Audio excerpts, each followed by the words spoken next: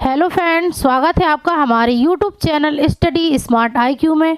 और मैं हूं सबा परवीन और आज हम फिर पढ़ने जा रहे हैं आरआरबी ग्रुप डी 2025 के लिए जीके जीएस की क्लास, जिसमें हम डिस्कस कर रहे हैं प्रीवियस ईयर क्वेश्चन। और ये हमारी क्लास 12th है। इससे पहले हम 11 क्लासेस कर चुके हैं और आज हम पढ़ेंगे इसमें 23 अगस्त 2022 के शिफ्ट 3 के जीके जीएस के एमसीक्यू। सो आई होप आपको ये वीडियो पसंद आती हो और ऐसे ही वीडियो देखने के लिए हमारे चैनल को लाइक करें, शेयर करें, सब्सक्राइब करना ना भूलें। तो चलिए स्टार्ट करते हैं क्लास। फर्स्ट क्वेश्चन है, निम्नलिखित में से कौन सी नदी ब्रह्मपुत्र की सहायक नदी नहीं है? तो कौन सी नदी ब्रह्मपुत्र की सहायक नदी नहीं है? सबसे पहले हम बात करें यहाँ पे ब्रह्मपुत्र नदी, तो ये कहाँ से निकलती है ब्रह्मपुत्र? तो यह निकलती है तिब्बत के मानसरोवर झील के पास चेमा युंग डुंग ग्लेशियर से। ठीक है, ये तिब्बत के पास मानसरोवर झील के चेमा युंग डुंग ग्लेशियर से निकलती है ब्रह्मपुत्र नदी।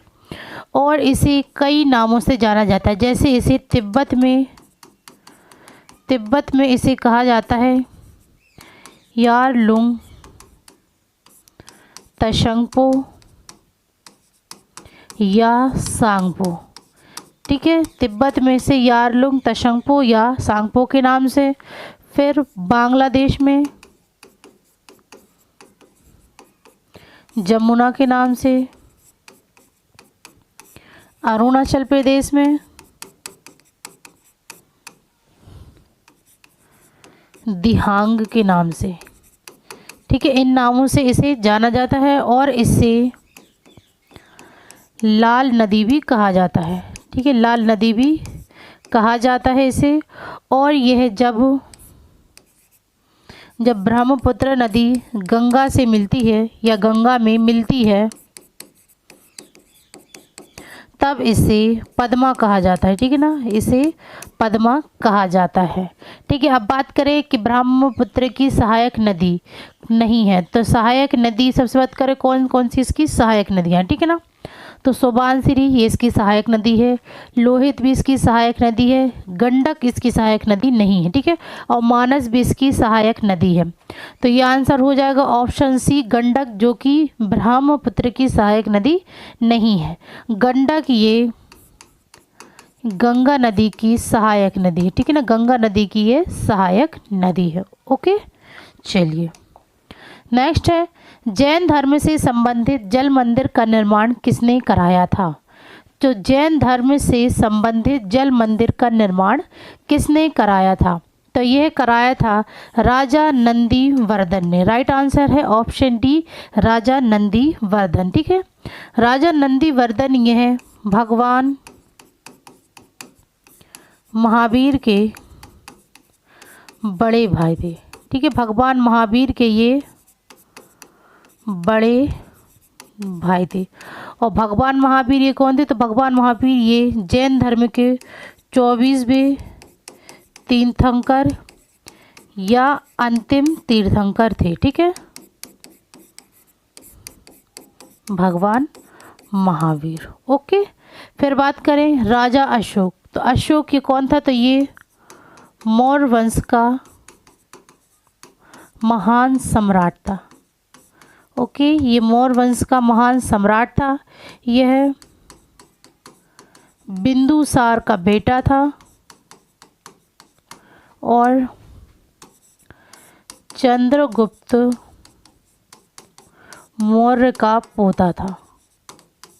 ठीक है, बिंदुसार का बेटा था, चंद्रगुप्त मौर्य का पोता था अशोक। अशोक इसने कलिंग युद्ध की लड़ाई की थी। ठीक है ना, कलिंग युद्ध की लड़ाई की थी 261 ईसा पूर्व में। ठीक है ना, ये इसने कलिंग की लड़ाई लड़ी थी। ये किसके बीच हुई थी कलिंग का युद्ध? तो ये हुआ था अशोक वर्सेस खारवेल। एक मिनट, हम यहाँ लिखते हैं। ये युद्ध हुआ था अशोक वर्सेस खारवेल नरेश के बीच। ठीक है, जिसमें जीत अशोक की हुई थी, पर इस युद्ध में बहुत ज़्यादा खून खराबा होने के कारण अशोक ने बौद्ध धर्म को अपना लिया था। ठीक है ना, इसने बौद्ध धर्म को अपना लिया था उपगुप्त से प्रभावित होकर। ठीक है ना, उपगुप्त से प्रभावित होकर इसने बौद्ध धर्म को अपना लिया था अशोक ने। ओके, फिर है ऋषभ देव। तो ऋषभ देव यह जैन धर्म के पहले तीर्थंकर, ठीक है, जैन धर्म के पहले तीर्थंकर थे ऋषभ देव। और पार्श्वनाथ, तो ये जैन धर्म के 23वें तीर्थंकर थे पार्श्वनाथ। ओके, चलिए, और ये बता दें कि जल मंदिर का निर्माण कहाँ हुआ है, तो ये हुआ है बिहार के पावापुरी में। ठीक है ना, बिहार के पावापुरी में जल मंदिर का निर्माण हुआ है। ओके, नेक्स्ट है स्वतंत्रता सेनानी देशबंधु चित्तरंजन दास का पेशा क्या था। तो स्वतंत्रता सेनानी देशबंधु चित्तरंजन दास का पेशा, तो चित्तरंजन दास को प्यार से देशबंधु कहते हैं। और इनका पेशा क्या था, तो इनका पेशा था वकील। ठीक है, राइट आंसर है ऑप्शन डी, वकील इनका पेशा था। नेक्स्ट है निम्नलिखित में से कौन सा फसल उत्सव मुख्य रूप से दक्षिण भारत में मनाया जाता है।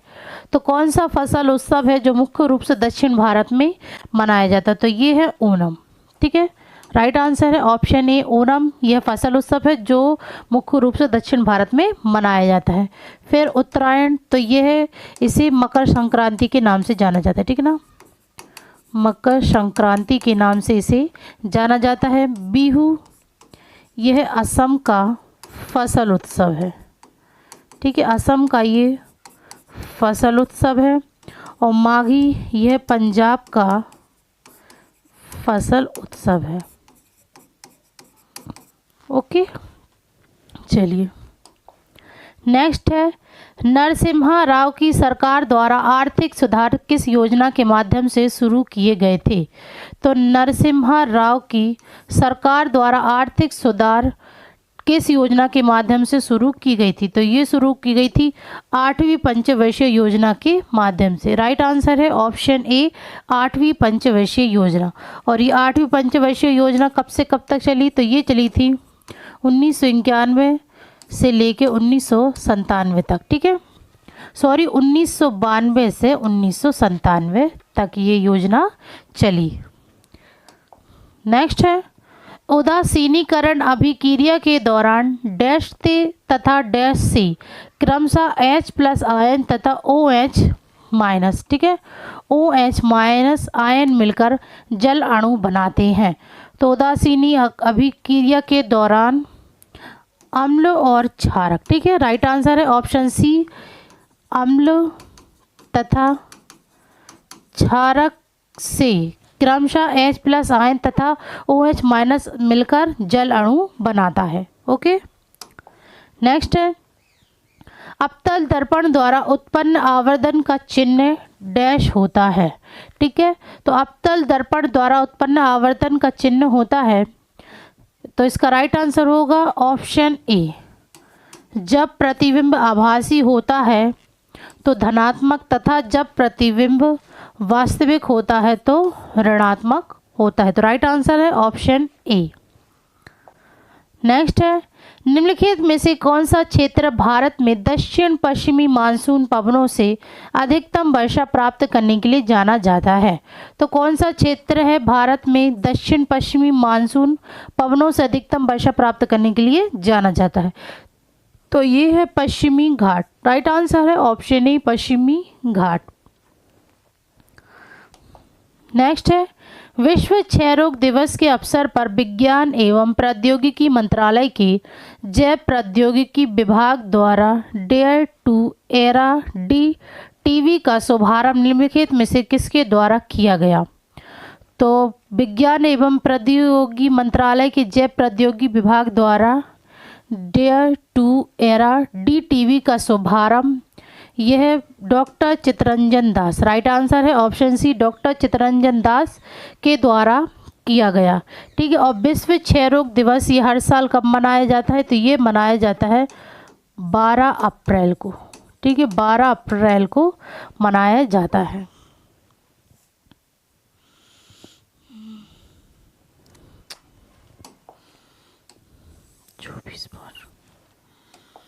और विश्व क्षय रोग दिवस ये हर साल 24 मार्च को मनाया जाता है, ठीक है ना। विश्व क्षय रोग दिवस हर साल 24 मार्च को मनाया जाता है। नेक्स्ट है, निम्नलिखित में से कौन सा तापीय अपघटन अभिक्रिया का उदाहरण है। तो इनमें से कौन सा तापीय अपघटन अभिक्रिया का उदाहरण है। तो ये है ZnSO3 arrow ZnO plus CO2। Right answer है ऑप्शन सी। नेक्स्ट है, भारतीय संविधान के किस अनुच्छेद में विशेष रूप से उल्लेख है कि संघ की राज्यसभा हिंदी और लिपि देवनागरी होगी। तो किस अनुच्छेद के विशेष रूप से उल्लेख है कि संघ की राजभाषा हिंदी और लिपि देवनागरी होगी। तो ये है अनुच्छेद 243(1) में। राइट आंसर है ऑप्शन सी अनुच्छेद 343(1), ठीक है, 343। नेक्स्ट है, 1987 में UNEP द्वारा किए गए समझौते का मुख्य उद्देश्य क्या था। तो 1987 में UNEP द्वारा किए गए समझौते का मुख्य उद्देश्य था CFC का उत्पादन 1986 के स्तर पर स्थिर रखना। राइट आंसर है ऑप्शन डी CFC का उत्पादन 1986 के स्तर पर स्थिर रखना। नेक्स्ट है, नीचे दिए गए कथनों पर विचार कीजिए और सही उत्तर की पहचान कीजिए, ठीक है ना। तो हमें 2 कथन दिए गए हैं, इनमें से कौन सा सही है ये हमें बताना है। तो पहला कथन है, सोडियम हाइड्रोक्साइड क्लोर क्षार प्रक्रिया द्वारा तैयार किया जाता है। तो ये कथन तो सही है। फिर है, सोडियम हाइड्रोक्साइड का उपयोग कृत्रिम कपड़ा फाइबर जैसे कि रेयॉन बनाने के लिए किया जाता है। तो ये भी सही है। तो इनमें से दोनों कथन सत्य हैं। तो राइट आंसर होगा ऑप्शन डी, दोनों कथन सत्य हैं। नेक्स्ट है, भारतीय सेना द्वारा सैन्य क्षेत्र के लिए इन हाउस मैसेजिंग एप्लीकेशन के रूप में जारी किए गए ऐप का नाम बताइए। तो भारतीय सेना द्वारा सैन्य क्षेत्र के लिए इन हाउस मैसेजिंग एप्लीकेशन के रूप में जारी किए गए ऐप का नाम है ASIGMA। राइट आंसर है ऑप्शन ए ASIGMA। नेक्स्ट है, नीचे दिए गए कथनों पर विचार कीजिए और सही उत्तर की पहचान कीजिए। 2 कथन दिए गए, इनमें से कौन सा सही है हमें बताना है। तो पहला है, यौगिकों की वह श्रृंखला जिसमें कार्बन श्रृंखला में हाइड्रोजन के स्थान पर समान क्रियात्मक समूह कार्य करता है संगामी श्रृंखला कहलाती है। तो ये सही है, क्योंकि जिसमें कार्बन श्रृंखला में हाइड्रोजन के स्थान पर समान क्रियात्मक समूह कार्य करता है तो ये समांगी श्रृंखला कहलाती है। फिर नेक्स्ट है, किसी भी समजातीय श्रेणी में जैसे जैसे आणविक द्रव्यमान बढ़ता है भौतिक गुणों में क्रमिकता देखी जाती है। तो ये भी कथन सही है, क्योंकि समजातीय श्रेणी में जैसे जैसे आणविक द्रव्यमान बढ़ता है भौतिक गुणों में क्रमिकता देखी जाती है। तो राइट आंसर होगा ऑप्शन बी, दोनों कथन सही है। ओके, नेक्स्ट है, निम्नलिखित में से कौन सा उपकरण विद्युत चुंबकीय प्रेरण के सिद्धांत पर आधारित है। तो इनमें से कौन सा उपकरण है जो विद्युत चुंबकीय प्रेरण के सिद्धांत पर आधारित है। तो ये है विद्युत जनित्र। राइट आंसर है ऑप्शन डी, विद्युत जनित्र। नेक्स्ट है, रासायनिक समीकरण में किसी पदार्थ के प्रत्येक सूत्र के बाद लिखा गया शब्द यह दर्शाता है कि वह कहाँ मौजूद है। तो रासायनिक समीकरण में किसी पदार्थ के प्रत्येक सूत्र के बाद लिखा गया शब्द AQ यह दर्शाता है कि वह जल में विलयन मौजूद है। राइट आंसर है ऑप्शन डी, जल में विलयन मौजूद है, ये AQ शब्द दर्शाता है। ठीक है, चलिए नेक्स्ट है, निम्नलिखित में से कौन सा कथन सही है। 3 कथन है, कौन सा सही है। पहला है, प्रतिरोध ताप से स्वतंत्र होती है। तो ये गलत है। फिर है, किसी चालक पर वोल्टता जितनी अधिक होगी प्रतिरोध उतना ही अधिक होगा।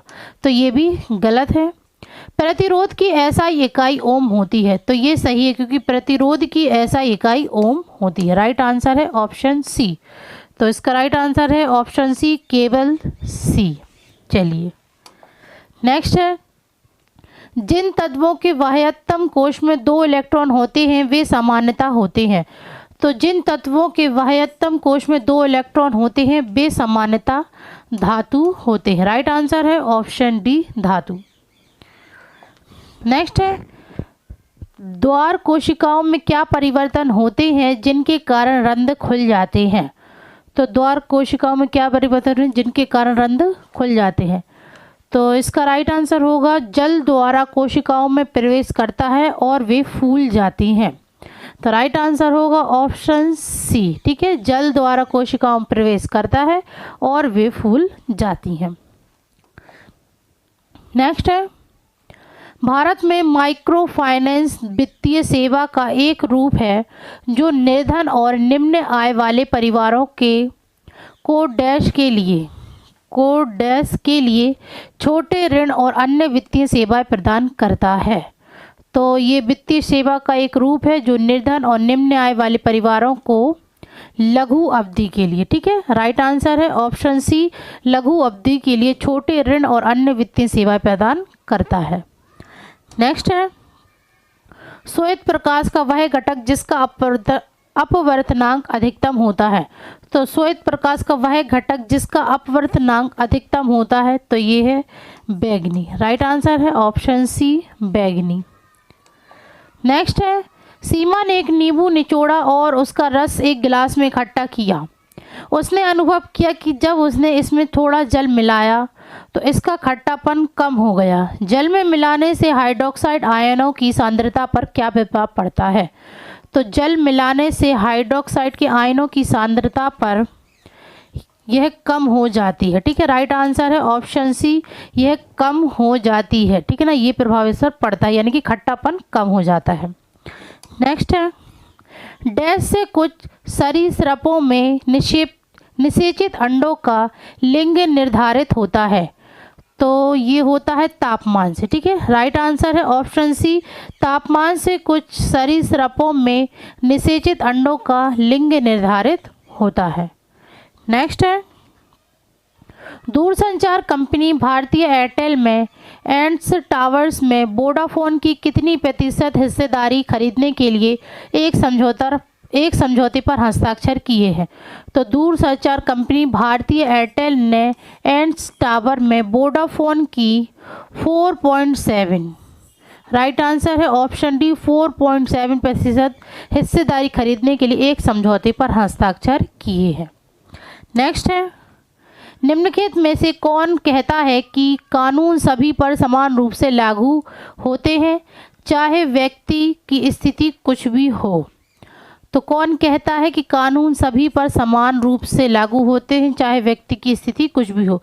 तो ये कहता है विधि का शासन। राइट आंसर है ऑप्शन डी, विधि का शासन। ओके, चलिए नेक्स्ट है, भारतीय संविधान के अनुच्छेद 80 के अनुसार भारत में राज्य भाषा की अधिकतम सदस्य संख्या है। तो भारतीय संविधान के अनुच्छेद 80 के अनुसार भारत में राज्यसभा की अधिकतम सदस्य संख्या 250 है। राइट आंसर है ऑप्शन ए, 250। नेक्स्ट है, निम्नलिखित में से कौन सा रक्त घटक थक्के के निर्माण में सहायता करता है। सो कौन सा रक्त घटक जो कि थक्के के निर्माण में सहायता करता है। तो ये है प्लेटलेट्स। ठीक है, राइट आंसर है ऑप्शन ए, प्लेटलेट्स। नेक्स्ट है, एक 2 ओम प्रतिरोध को 4 ओम प्रतिरोध से श्रेणी क्रम में जोड़ा गया है, उनका समतुल्य प्रतिरोध होगा। तो यहाँ पे हमें 2 ओम प्रतिरोध और 4 ओम प्रतिरोध इन दोनों को श्रेणी क्रम में जोड़ना है। ठीक है, तो यहाँ पे हमें सूत्र तो पता है, तो इसका सूत्र होता है R टोटल यानी कि प्रतिरोध बराबर R1 प्लस R2। तो R1 दिया है हमारे पास 2 ओम और R2 दिया है हमारे पास 4 ओम। तो इन दोनों को प्लस करेंगे तो हमारे पास कितना आ जाएगा, 6 ओम। तो राइट आंसर होगा ऑप्शन सी। ठीक है, क्योंकि यहाँ पे बताया गया है कि इसको श्रेणी क्रम में जोड़ा गया है, तो यहाँ हम इसको जोड़कर करेंगे तो इसका 6 ओम आएगा आंसर। नेक्स्ट है, उड़ीसा के कोरापुट, रायगढ़, कालाहांडी, बालागीर जिले किस खनिज के लिए प्रसिद्ध हैं? तो उड़ीसा के कोरापुट, रायगढ़, कालाहांडी, बलांगीर जिले यह बॉक्साइट खनिज के लिए प्रसिद्ध है। राइट आंसर है ऑप्शन ए बॉक्साइट। नेक्स्ट है, पौधे का कौन सा भाग अपशिष्ट पदार्थ को संग्रहित करने के लिए उपयोग किया जाता है? तो पौधे का वो भाग है रिक्तिकाएं। राइट आंसर है ऑप्शन ए रिक्तिकाएं। पौधे की रिक्तिकाएं भाग अपशिष्ट पदार्थ को संग्रहित करने के लिए उपयोग किया जाता है। नेक्स्ट है, वह घटना क्या कहलाती है जिसके कारण चालक और चुंबक के बीच आपेक्षिक गति के कारण चालक में विभवांतर उत्पन्न होता है? तो वह घटना कहलाती है विद्युत चुंबकीय प्रेरण। राइट आंसर है ऑप्शन डी। नेक्स्ट है, 16 मार्च 2022 को केंद्रीय सड़क परिवहन एवं राजमार्ग मंत्रालय ने हाइड्रोजन आधारित उन्नत ईंधन सेल इलेक्ट्रिक वाहन के लिए एक पायलट परियोजना का उद्घाटन किया। इस पायलट परियोजना की शुरुआत किसने की थी? तो इस पायलट परियोजना की शुरुआत की Toyota Kirloskar motor private limited ने। राइट आंसर है option A Toyota Kirloskar motor private limited. Okay, next है, 1989 में डैश ने स्थानीय सरकारी निकायों के लिए संवैधानिक मान्यता की सिफारिश की। तो 1989 में किसने स्थानीय सरकारी निकायों के लिए संवैधानिक मान्यता की सिफारिश की थी? तो ये की थी पी.के. थोगोन समिति ने। राइट आंसर है ऑप्शन डी पी.के. थोगोन समिति ने। नेक्स्ट है, मानव मस्तिष्क का कौन सा भाग उल्टी की अनैच्छिक क्रिया को नियंत्रित करता है? तो मानव मस्तिष्क कौन सा भाग है जो उल्टी की अनैच्छिक क्रिया को नियंत्रित करता है? तो ये है पूर्ववर्ती मस्तिष्क। राइट आंसर है ऑप्शन सी पूर्ववर्ती मस्तिष्क। नेक्स्ट है, निम्नलिखित में किन कारकों द्वारा वनों का संरक्षण किया जा सकता है? तो यहाँ हमें कारण दिए गए हैं, इनमें से किन कारकों द्वारा वनों का संरक्षण किया जा सकता है ये हमें बताना है। पहला है वृक्षों की नियमित एवं योजनाबद्ध कटाई, तो ये संरक्षण किया जा सकता है, तो ये कारक सही है। फिर है वन अग्नि पर नियंत्रण, तो ये गलत है, सॉरी ये सही है, ठीक है ना, वन अग्नि पर नियंत्रण, तो ये सही है। फिर है जंगल में सड़कों का निर्माण, ये गलत है। फिर है एकल कृषि रोपण, तो ये भी गलत है। फिर है वन रोपण और पुनर्वनीकरण को बढ़ावा देना, तो ये भी सही है। फिर है वन और वन उत्पादों का समुचित उपयोग, तो ये भी सही है। फिर है मवेशियों के चरने के लिए भूमि साफ करना, तो ये गलत है। तो इसमें से कौन कौन से कारक सही हैं? ऑप्शन ए, बी, ई और एफ, ये कारक सही है। तो राइट आंसर होगा ए, बी, ई और राइट आंसर है ऑप्शन बी, ठीक है, जिसमें कि वृक्षों की नियमित एवं योजनाबद्ध कटाई होनी चाहिए, फिर वन अग्नि पर नियंत्रण होना चाहिए, फिर वन रोपण और पुनर्वनीकरण को बढ़ावा देना चाहिए, और वन उत्पादों को समुचित उपयोग करना चाहिए। तो ये कारक सही हैं, तो राइट आंसर है ऑप्शन बी। चलिए नेक्स्ट है, एक जादुई दर्पण व्यवस्था के सामने खड़ा एक लड़का पाता है कि उसका सिर बड़ा हो गया और शरीर उसी आकार का है और पैर आकार में छोटे हैं। जादुई दर्पण व्यवस्था के शीर्ष, मध्य और निचले भाग में प्रयुक्त दर्पण क्रमशः कौन सा है? तो जादुई दर्पण की व्यवस्था में शीर्ष भाग पर अवतल होगा, मध्य पर समतल और निचले भाग पर उत्तल दर्पण क्रमशः होंगे। तो इसका राइट आंसर होगा अवतल, समतल और उत्तल। राइट आंसर है ऑप्शन ए, शीर्ष में अवतल दर्पण, मध्य में समतल दर्पण और निचले में उत्तल दर्पण होंगे यूज, ठीक है। नेक्स्ट है, जीव विज्ञान की कौन सी शाखा वंशागति प्रतिरूप के अध्ययन पर केंद्रित है? तो जीव विज्ञान की कौन सी शाखा है वंशागति प्रतिरूप के अध्ययन पर केंद्रित है? तो ये है ऑप्शन बी आनुवांशिकी, ठीक है, राइट आंसर है ऑप्शन बी आनुवांशिकी शाखा वंशागति प्रतिरूप के अध्ययन पर केंद्रित है। नेक्स्ट है, निम्नलिखित में से किसने इंडिया ओपन 2022 में पुरुष एकल का फाइनल जीता? तो किसने इंडिया ओपन 2022 में पुरुष एकल का फाइनल जीता है? तो ये जीता है लक्ष्य सेन ने। राइट आंसर है ऑप्शन बी, लक्ष्य सेन।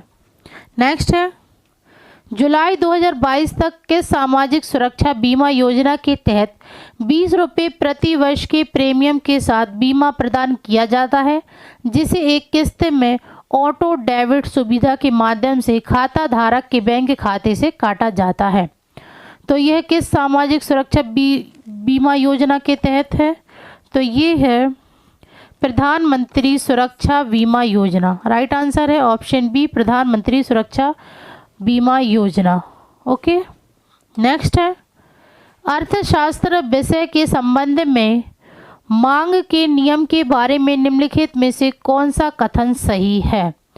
तो हमें 3 कथन दिए गए हैं, इनमें से हमें बताना है कि अर्थशास्त्र विषय के संबंध में मांग के नियम के बारे में कौन सा कथन सही है। ठीक है, पहला है, मांग का नियम अर्थशास्त्र का एक मूलभूत सिद्धांत है जो बताता है कि उच्च कीमत पर उपभोक्ता किसी वस्तु की कम मात्रा की मांग करेगा। तो ये कथन सही है। फिर है, मांग घटती सीमांत उपयोगिता के नियम से उत्पन्न होती है। यह इस तथ्य पर आधारित है कि उपभोक्ता अपनी सबसे मूलभूत आवश्यकताओं को पूरा करने के लिए सबसे पहले आर्थिक वस्तुओं का उपयोग करते हैं। तो ये भी कथन सही है। फिर है, मूल्य में परिवर्तन के अनुरूप मांग का आकार और परिणाम बदल जाता है। तो ये कथन बिल्कुल गलत है। तो राइट आंसर है ए और बी दोनों। तो इसका है ऑप्शन सी, ए और बी दोनों, ये कथन बिल्कुल सही है। तो ये थी आज की हमारी क्लास आरआरबी ग्रुप डी 2025 की जीके जीएस की क्लास। सो आई होप आपको ये वीडियो पसंद आई हो, और ऐसे ही वीडियो देखने के लिए हमारे चैनल को लाइक करें, शेयर करें, सब्सक्राइब करना ना भूलें। Thank you.